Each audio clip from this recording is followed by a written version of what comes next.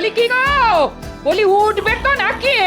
এই এখন নয়, পরে পরে। পড়ে পড়ে তো বেলাই বয়েই যাবে, কিন্তু তুমি আর উঠবে না। এ আমি ভালো করেই জানি। ধুর, তুমি সব জানো। এবার যাও তো, আমাকে একটু শান্তিতে ঘুমোতে দাও। না দেব না, বলি সামনেই রাখি পূর্ণিমা আসছে, সে কথা কি তোমার মাথায় আছে? হ্যাঁ, সর্বনাশ। তার মানে তোমার সেই পেটুক ভাইটা আবার আসবে আর ভুঁড়ি ফুলিয়ে গান্ডে পিণ্ডে খাবে? আই আই আই আই, একদম আমার ভাইয়ের নামে উল্টো পাল্টা বকবে না। হ্যাঁ, 10টা নয়, 5টা নয়, আমার ওই একটা মাত্র ভাই। ভাবছি এবার রাখি পূর্ণিমার দিন ভাইয়ের হাতে রাখি বেঁধে ভাইকে একটা নতুন ধুতি উপহারে দেব। যাও না বাজার থেকে একটা ভালো ধুতি কিনে নিয়ে এসো না। শোনো, এখন না কাছে পয়সা কড়ি নেই গিন্নি। সে কোন সময় থাকে শুনি? এক কাজ করো, তুমি বরং মহারাজের কাছে গিয়ে কিছু পয়সা কড়ি চেয়ে আনো। কিন্তু ভাইকে আমি খালি হাতে ফিরিয়ে দিতে কিছুতেই পারবো না, বলে দিলাম। আরে গিন্নির ভাইয়ের জন্য ধুতি কিনতে গিয়ে আমার গামছা খুলে যাওয়ার উপক্রম হলো দেখছি। এবার কি করি? না, গিন্নি যেটা বলে গেল সেটাই করি আর কি। কি হলো মহারাজ, আজ এসে থেকে দেখছি আপনি গাল ফুলিয়ে বসে আছেন। কি আবার হবে? কৃষ্ণনগরের সীমানায় যে এক কাঠা বেওয়ারিশ জমি আছে না, ওটা নবাব বাহাদুর কিছুতেই ছাড়তে চাইছেন না। কিন্তু ওই জমির যিনি মালিক ছিলেন তিনি তো কৃষ্ণনগরের বাসিন্দা ছিলেন। কিন্তু সেই কথাটা নবাব বাহাদুরকে বোঝাবে কি? উনি তো জেদ ধরে বসে আছেন, কিছুতেই ওই জমিটা ছাড়তে চাইছেন না। ওই জমিটা পেলে আমি পুরো কৃষ্ণনগর রাজ্যটা ঘিরে ফেলতে পারতাম। তাহলে শত্রু আক্রমণের ভয়ও থাকতো না। ঘরে শত্রু থাকতে আর বাইরের শত্রুর ভয় কিসের? মানে কি বলতে চাইছো গোপাল? আগে আপনাকে তো আমি কিছু বলিনি মন্ত্রী মশাই, আমি বলছি আমার শ্যালকের কথা। কেন কেন গোপাল, তোমার শ্যালক আবার কি করলো? কি আবার করবে? আমার গিন্নি জেদ ধরেছে যে এবারে রাখি পূর্ণিমায় ভাইয়ের হাতে রাখি বেঁধে ভাইকে একটা নতুন ধুতি উপহার হিসেবে দেবে। এদিকে আমার ট্যাগ খালি। ও, এইবার বুঝেছি। তাই তুমি সকাল সকাল ভুঁড়ি দোলাতে মহারাজের কাছে হাত পাততে এসেছো, তাই তো গোপাল? আগে আমার হাত আমি যেখানে খুশি পাতবো, তাতে আপনার কি মন্ত্রী মশাই? গোপাল, এখন আমি কিন্তু তোমাকে কোনো টাকা পয়সা দিতে পারবো না। এমনিতেই আমার মাথায় হাজার হাজার চিন্তা, এত কিছুর মাঝখানে আর টাকা করো না তো। আপনি বুঝতে পারছেন না মহারাজ, আজ আমার গিন্নির ভাইয়ের জন্য নতুন ধুতি কিনে নিয়ে না গেলে আমাকে খালি পেটে ঘুমোতে হবে। আপনি আমার গিন্নিকে চেনেন না মহারাজ, আমাকে বাঁচান মহারাজ। আর তুমিও নবাব বাহাদুরকে চেনো না গোপাল। নবাব বাহাদুরকে ওই এক কাঠা জমি না ছাড়লে আমারও স্নান খাওয়া সব একেবারে মাথায় উঠবে। তার উপর আমার রাজ্যের গরিব চাষিরা ওই জমিতে আলু চাষ করেছে, আমি কিছুতেই ওই জমিটা নবাব বাহাদুরকে দিতে পারবো না। আগে গোপাল যখন আছে তখন আপনি কোনো চিন্তা করবেন না মহারাজ। দরকার হলে আমি নবাব বাহাদুরের পায়ে ধরবো, ওনাকে বোঝাবো, কিছু না কিছু একটা ব্যবস্থা আমি করবই মহারাজ। গোপাল নিজের গিন্নিকে সামলাতে পারে না, আর বাংলার নবাবকে নাকি সামলাবে? হাসালে গোপাল, হাসালে। আগে হাসুন, গোপাল ভাঁড়ের কাজই তো হাসানো। মহারাজের জয় হোক। নবাব বাহাদুর আপনার জন্য এই চিঠিটা পাঠিয়েছেন। হ্যাঁ, নবাব বাহাদুর? আরে এই মন্ত্রী, চিঠিতে কি লেখা আছে? পড়ে ফেলো না। আগে এখনই পড়ছি মহারাজ।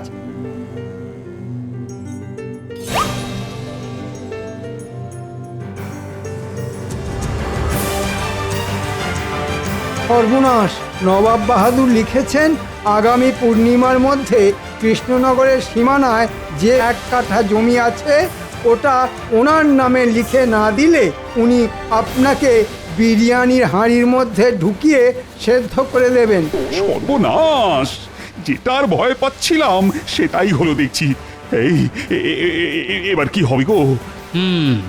যে করেই হোক মহারাজকে এই বিপদ থেকে উদ্ধার করতেই হবে। মহারাজ খুশি হলে আমার ট্যাগ আবার ভরে যাবে। মহারাজ খুশি, গিন্নিও খুশি, আর আমার শান্তি। মহারাজ, আর কোনো উপায় নেই। আপনি বরং জমিটা ছেড়ে দিন। না মহারাজ, তার আগে আমি একবার আমাদের নবাব বাহাদুরের সঙ্গে কথা বলতে চাই। নবাব বাহাদুর যা একগুঁয়ে লোক, ওনাকে বুঝিয়ে রাজি করানো আর ওই হাতিকে আলোয়ান পরানো একই ব্যাপার। আর গোপাল ভাঁড়ও কম যায় না রাজবৈদ্য। বেশ বেশ, তাই হবে। আমরা তাহলে কালই সকাল সকাল রওনা দেব।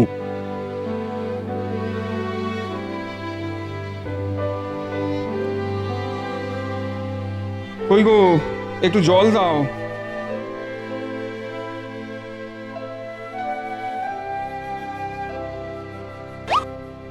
এবার আলু চাষ কেমন হচ্ছে গো? দুটো পয়সা কড়ির মুখ দেখতে পাবো তো? চাষ তো ভালোই হচ্ছে, আলুর ফলনও ভালোই হবে আশা করি, কিন্তু জমিটা কতদিন থাকবে সেই হলো চিন্তার বিষয়। কেন কেন? মহারাজ তো নিজে তোমাকে অনুমতি দিয়েছে ওই জমিতে চাষ করার। সে হলেও ওই জমিটা নিয়ে মহারাজ আর নবাব বাহাদুরের মধ্যে অনেক দিন ধরেই টানাটানি চলছে। এই তো কদিন আগেও নবাব বাহাদুর লোক পাঠিয়েছিলেন জমিটা কি অবস্থায় আছে সেটা দেখার জন্যে। ওই জমিটা চলে গেলে আমাদের যে পথে বসতে হবে। হায় হায় হায় হায় ভগবান, আমাদের দিকে একটু মুখ তুলে তাকাও।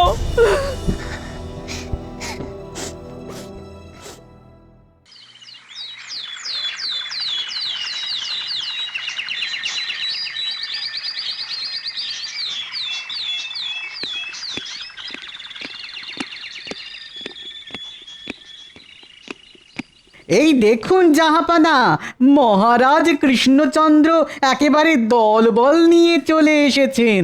এসো এসো কৃষ্ণচন্দ্র এসো, ওই জমিটা আমার নামে লিখে দিতে এসেছো বুঝি? না মানে আপনি আরেকবার একটু ভেবে দেখুন নবাব বাহাদুর, ওই জমিটা পেলে আমার কতটা উপকার হবে। উপকার তোমার হবে তাতে আমার কি? আর তুমি প্রজাদের ওই জমিতে চাষ করার অনুমতিও দিয়েছে শুনলাম। তোমার রাজ্যের এক প্রজা ওই জমিতে আলু গাছ বসিয়ে আলু চাষও শুরু করেছে। কি ভেবেছিলে কৃষ্ণচন্দ্র, আমি কিচ্ছু জানতে পারবো না? না না আমি মানে নবাব বাহাদুর, ছোট মুখে বড় কথা, তাও বলি, ঝামেলা না করে আলোচনা করে সব মিটিয়ে নিলে হয় না? দেখেছেন জাহাপানা, মহারাজ কৃষ্ণচন্দ্র যেই বিপদে পড়েছে অমনি গোপালকে বগল দাবা করে নিয়ে এসেছে। আলোচনা মানে কিসের আলোচনা? এই এই যেমন জমিটা যেমন আছে তেমনই থাক। ওই জমিতে যা চাষবাস হবে তার অর্ধেক নেবেন আপনি, আর অর্ধেক নেবে মহারাজ। ভালোই বুদ্ধি ফেলেছো কৃষ্ণচন্দ্র, তাই গোপালকে সঙ্গে এনেছো। তবে আমিও ছেড়ে দেবো না, বুঝলে? দেখুন না নবাব বাহাদুর, যদি আলোচনা করে সব মিটিয়ে নেওয়া যায় তাহলে ভালোই হয়। আপনি যে প্রস্তাব দেবেন আমরা তাতেই রাজি, শুধু জমিটা যেমন আছে তেমনই থাকবে। তাই নাকি? আমি যে প্রস্তাব দেবো তাতে তোমরা রাজি? বাহ বাহ বাহ বাহ বাহ। তাহলে শোনো কৃষ্ণচন্দ্র, আমি চাই ওই জমিতে কোনো মানুষ যেন পা না দেয়। ওই জমি আমি না পেলে কাউকে পেতেও দেবো না। হ্যাঁ, আবার কেমন প্রস্তাব নবাব বাহাদুর? কেন কেন, একটু আগেই তো তোমার মন্ত্রী বললো আমি যে প্রস্তাব দেবো তোমরা নাকি তাতেই রাজি। আগে তাই হবে নবাব বাহাদুর, আমরা কেউ ওই জমিতে পা দেব না। কিন্তু ওই জমিতে আমাদের রাজ্যের এক গরিব প্রজা আলু চাষ করেছে, তাকে যদি আপনি অনুমতি দেন, যতদিন না ফসল ফলছে ততদিন ওই জমিতে পা দেওয়ার, তাহলে খুব উপকার হয় নবাব বাহাদুর। না না না না, আমি এক কথার মানুষ। আমি যখন বলেছি তখন আজ থেকে ওই জমিতে কেউ পা দেবে না, মানে কেউ পা দেবে না। কথার খেলাপ হলে আমি কিন্তু ওই জমি কেড়ে নেবো, এই বলে দিলাম। আচ্ছা, মুশকিল তো। পুটির বাবা ওই জমিতে এত টাকা খরচা করে আলু চাষ করেছে, ফসলের মুখ না দেখলে যে ওদের পরিবারটা পথে বসবে। এদিকে নবাব বাহাদুরও জেদ ধরে বসে আছেন। না, এবার কিছু একটা করতেই হবে।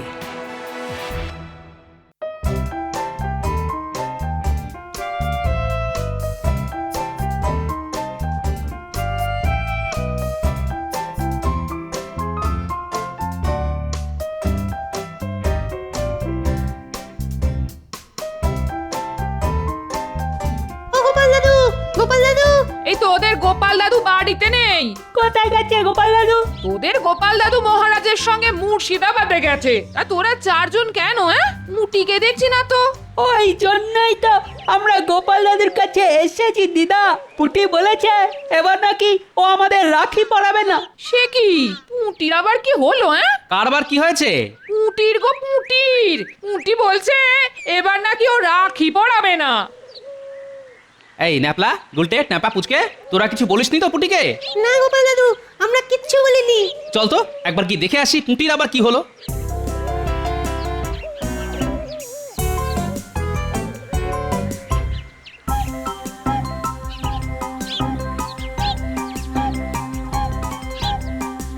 পুটি, এই পুটি, পুটি, এই যে কি হয়েছে রে তোর? কিছু না গোপাল দাদু। না না না না, কিছু একটা তো হয়েছে, বল বল বল। জানো তো গোপাল দাদু, এবার আলু চাষ কেমন হচ্ছে গো? দুটো পয়সা কড়ির মুখ দেখতে পাবো তো? চাষ তো ভালোই হচ্ছে, আলুর ফলনও ভালোই হবে আশা করি, কিন্তু জমিটা কতদিন থাকবে সেই হলো চিন্তার বিষয়। ওই জমিটা নিয়ে মহারাজ আর নবাব বাহাদুরের মধ্যে অনেক দিন ধরেই টানাটানি চলছে। ওই জমিটা চলে গেলে আমাদের যে পথে বসতে হবে। হায় হায় হায় হায়। তাহলে এই ব্যাপার। আমরা খুব গরিব গোপাল দাদু, আর রাখি পড়ালে ভাইদের উপহার কিনে দিতে হয়, কিন্তু উপহার কিনতে গেলেও তো পয়সা দরকার হয়। তাই তুই কাউকে রাখি পড়াবি না বলেছিস, তাই তো? হ্যাঁ গোপাল দাদু। পাগলি মেয়ে একটা। শোন, তুই কোনো চিন্তা করিস না পুটি, তোদের গোপাল দাদু বেঁচে থাকতে তোদের কোনো আনন্দই মাটি হবে না। আসছে পূর্ণিমায় তুই সবাইকে রাখি পড়াবি। কি মজা, কি মজা। এবারে আমাকে একটু বুদ্ধির গোড়ায় ধুনো দিতে হবে, একটা জব্বর দেখে উপায় বার করতে হবে যাতে মহারাজও খুশি হয় আর বাচ্চারাও।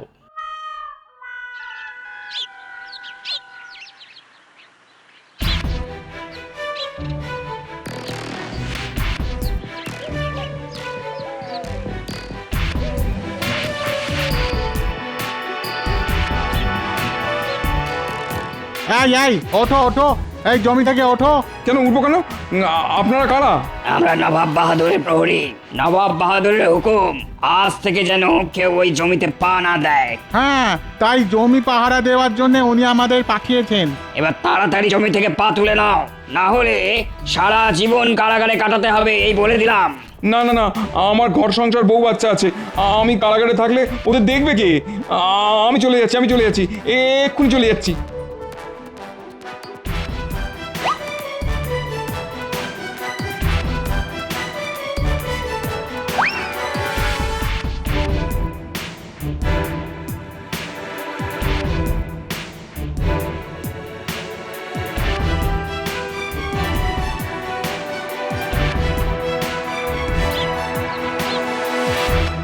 মহারাজ। এই যে মন্ত্রী, তুমি হলে যত নষ্টের মূল। কেন মহারাজ, আমি আবার কি করলাম? তোমাকে কে বলেছিল? হ্যাঁ, কে বলেছিল নবাব বাহাদুরের সামনে মুখ খুলতে? এই তোমার জন্যই নবাব বাহাদুর অমন একখানা প্রস্তাব দিলেন, আর আমাদেরও সেটা মুখ বুঝে মেনে নিতে হলো। একটু বোঝার চেষ্টা করুন মহারাজ, তখন ওরকম না বললে নবাব বাহাদুর আরও রেগে যেতেন। এখন জমিটা নবাব বাহাদুরেরও না, আপনারও না। সেটাই তো সমস্যা। ওখানে আলু চাষ করেছে আমারই রাজ্যের এক প্রজা, তার কি হবে শুনি এখন? তার কথা বাদ দিন, জমির ঝামেলা মাথা থেকে নেমেছে এই অনেক। মহারাজ, আমাকে বাঁচান মহারাজ। তুমি তো ওই জমিতে আলু চাষ করেছিলে, কি তাই না? আগে হ্যাঁ মহারাজ, একটু আগে নবাব বাহাদুরের দুজন প্রহরী এসে আমাকে জমি থেকে পা তুলে নিতে বললেন, আর বললেন ওই জমিতে আর কোনোদিনও পা না দিই, তাহলে নাকি আমাকে সারা জীবন কারাগারে কাটাতে হবে। সে কি? এক কাজ করো, তুমি বরং চাষবাস ছেড়ে অন্য কোনো ব্যবসা শুরু করো। ওই জমিতে আর কোনো মানুষই পা দিতে পারবে না।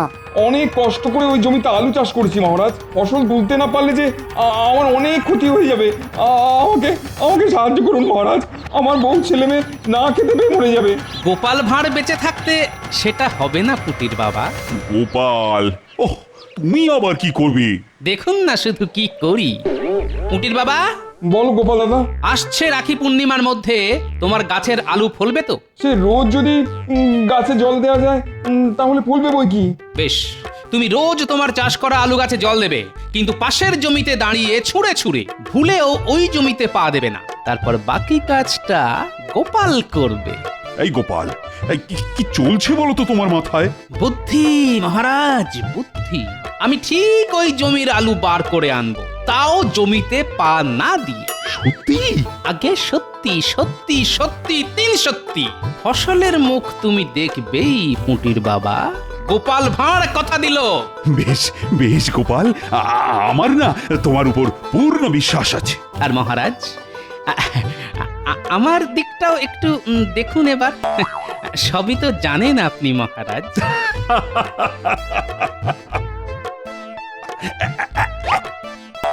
এই না, এই না, এটা দিয়ে আপাতত কাজ চালাও, বাকিটা দেব কাজ হওয়ার পর। ধন্যবাদ মহারাজ। এটা দিয়ে গিন্নির ভাইয়ের জন্য নতুন ধুতি কিনে আপাতত গিন্নির মুখ বন্ধ করি, তারপর নবাবের মুখ বন্ধ করব রাখি পূর্ণিমার দিন। চলি মহারাজ। আপনি আবার গোপালের ফাঁদে পা দিলেন মহারাজ। গোপাল ওসব কিচ্ছু করবে না, ও আপনাকে বোকা বানিয়ে মোহন নিয়ে গেল। চুপ কর তো মন্ত্রী, বেশি বকবক করলে না তোমাকে ওই জমিতে ছেড়ে দিয়ে আসবো। তারপর নবাব বাহাদুর তোমার 2 ঠ্যাং খুলে যখন হাতে দিয়ে দেবেন তখন বুঝবে ঠেলা। ওরে বাবা রে, না না না না না, আমি আর কিচ্ছু বলবো না।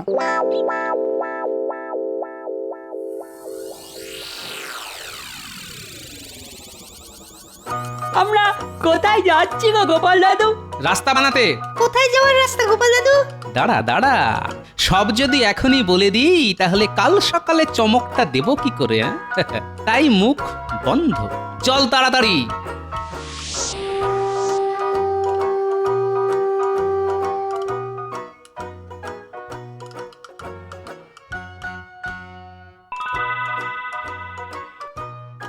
এই যে পুটির বাবা, তাড়াতাড়ি চলে এসো, আলু তুলতে যেতে হবে তো। হ্যাঁ, কি বলছো গোপাল দাদা? ওই জমিতে পা দিলে যে নবাব বাহাদুর আমাকে কারাগারে ঢুকিয়ে দেবেন বলেছেন। গোপাল থাকতে ওটি হবে না যে। এই গোপাল, আরে তুমি কি করেছো বলো তো? চলুন মহারাজ, গেলেই সব দেখতে পাবেন।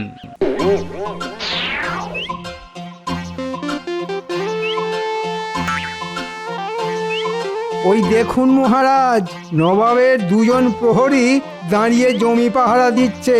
দিক, ওদের কাজ ওরা করুক, আর আমাদের কাজ আমরা।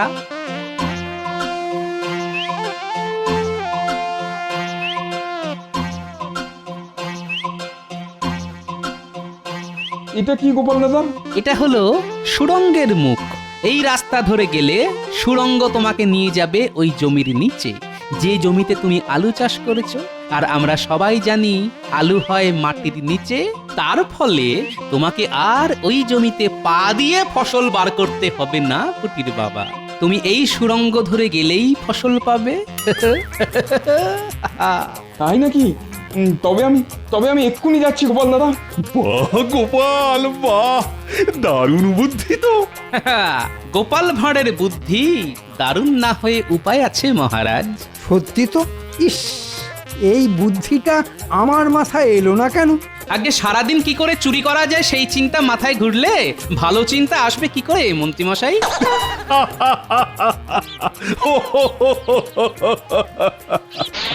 এই দেখুন মহারাজ, আমার চাষ করা ফসল, এবার এগুলো বাজারে বিক্রি করে আমি সংসার চালাতে পারবো। আমার ছেলে মেয়েগুলো খেয়ে পড়ে বাঁচতে পারবে। ধন্যবাদ, ধন্যবাদ মহারাজ। সব হয়েছে এই গোপালের জন্য, তাই ধন্যবাদ দিতে হলে আমাকে নয়, গোপালকে দাও। একজন সৎ কর্তব্যপরায়ণ রাজ্যবাসী হিসেবে এ তো আমার কর্তব্য মহারাজ।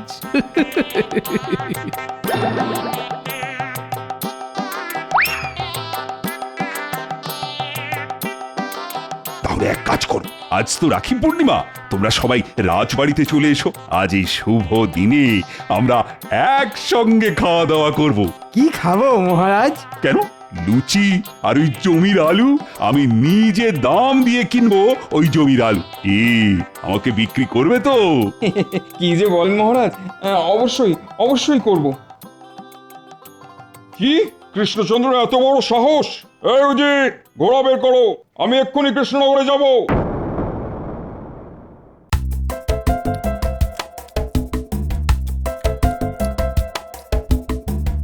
তোমাকে আর দুটো লুচি দিই গোপাল? দুটো কেন, যে কটা হাতে ওঠে সে কটাই দিন।